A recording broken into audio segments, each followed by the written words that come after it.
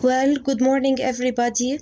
This is Miss Maya Maalouf. Today is Wednesday, March 11th, 2020. Welcome to my English grammar class of 8th grade. We are going to start with chapter 10, so please go with me to the passive voice on page 258. Lesson 10.1, page 258, active sentences and passive sentences. Well, what are today's lesson objectives? Define and identify the passive voice and its uses. Change the active sentences into passive sentences. To start with, lots of you ask, what's the use of the passive voice? Is it really that important? Yes, understanding the passive voice is really important. There are some times when you don't want to say who or what did the action, or maybe you don't know who did the action. Moreover, the object is the most important part of your sentence. In brief, you can use the passive to change the focus of your sentence. To clarify, I should start with the active voice that you already know. Please open your book to page 258. Look at sentence A. The mouse ate the cheese. Well, regarding the grammatical structure of the sentence, the mouse is the subject. Ate is the verb. The cheese is the object of the verb. I know that most English sentences are more complicated than this. But we will start simply. The mouse ate the cheese. The subject does the action to the object. Imagine that you left home early to work in the morning. By the time you got home, the cheese had completely disappeared. You didn't know who or what ate the cheese. The cheese was eaten, so the best solution is to use the passive voice. Sometimes you are more interested in the object of the sentence than the subject itself. At other times, it is unimportant to tell who or what did the action. So in these cases, it is preferable to use the passive voice. Look at these examples. I was born on June 23rd, 1998. I am named Alex. Rice is grown in India. The movie Deadpool was directed by Tom Miller. If we look back at these sentences, we can see that it's very unimportant to mention who grows rice in India because it's very clear that people or farmers grow rice in India.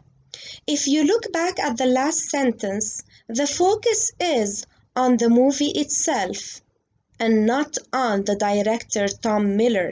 That's why the passive voice was used in order to make the focus fall on the movie itself. Well, notice the structure of the passive verb in the previous sentences. Was born, am named, is grown, was directed.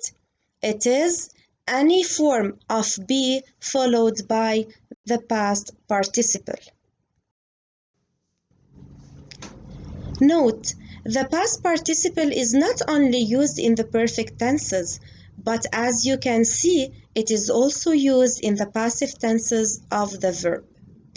Let's go back to our original active sentence. The mouse ate the cheese.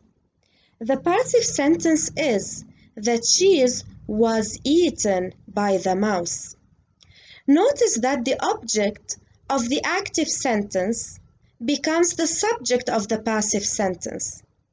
To make the object of the active sentence become the subject of the passive sentence, we actually need to do some changes. To make the active sentence a passive one, we need to use the passive tense. Well, to use the passive tense, we need to follow so many steps. 6 steps are required. Step number 1. Identify the subject, the verb, and the object of the active sentence. Grammatical structure is very important.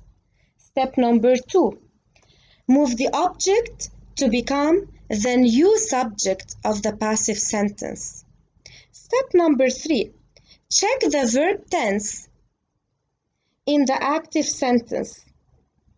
It's very important because the passive voice exists across different tenses. Step number 4.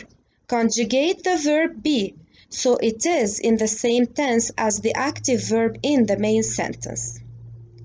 What does step number 4 mean? For example, in the sentence the mouse ate the cheese, ate is simple past, so the two forms of be in the past are was and were. Since the new subject of the passive sentence is the cheese, we use was instead of were to make it agree with the subject. Remember that cheese is an uncountable noun that is treated like a singular noun. And also remember that the subject and the verb in a sentence should agree. Step number 5. Add the past participle of the main verb after be, which means in our example sentence, the mouse ate the cheese. The main form of the verb ate is eat, and the past participle is eaten. Put the subject of your active sentence at the end of the passive sentence after the preposition by. Finally, the passive sentence becomes the cheese was eaten by the mouse. Here are the tense forms of the passive. Please check them, and you need to memorize the changes from the active voice of the verb into the passive tense. Open your book to page 259. Check the tense forms of the passive with the example sentences given. For Friday, March 13th, you have to go over the charts, pages 258 and 259, and do the following exercises. Exercises 2, 5, and 6, pages 259 until 262. Thank you all. Hope you enjoyed it.